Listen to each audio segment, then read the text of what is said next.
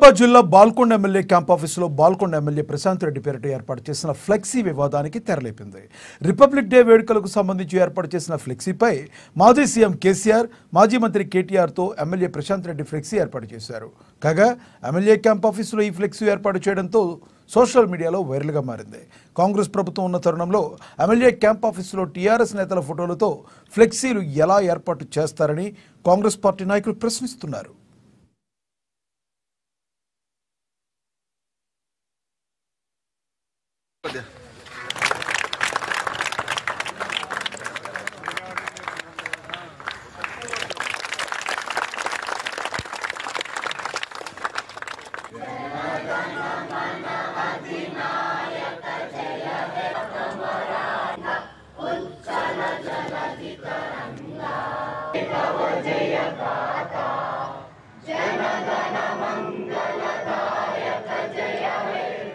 వారి దొరతనానికి చిహ్నమైన గత పాలకులు కేసీఆర్, కేటీఆర్ ఫ్లెక్సీలను పెట్టి ఈరోజు జెండా కార్యక్రమాన్ని నిర్వహించడం అనేది సిగ్గుమాలిన చర్య.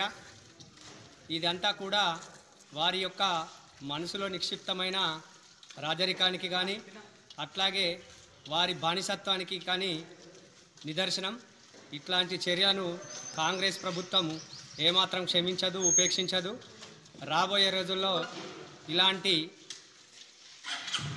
ఫ్యూడలిజానికి మనస్తత్వం కలిగిన ఎమ్మెల్యే పైన అట్లాగే ప్రభుత్వ కార్యక్రమాన్ని తన సొంత కార్యక్రమంగా నిర్వహించిన ఎమ్మెల్యే గారిపైన ప్రభుత్వం కఠిన చర్యలు తీసుకోవాలి.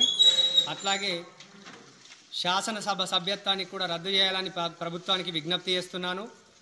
ప్రజా సంక్షేమ కార్యక్రమాలు ప్రభుత్వం రేవంత్ రెడ్డి గారి నాయకత్వంలో చేస్తుంటే చూసి ఓర్వలేని ఎమ్మెల్యే గారు కళ్యాణ లక్ష్మి చెక్కులు 3 నెలల పంచకుండా ఉంచడం అనేది పేద ప్రజలను అవమానించడం.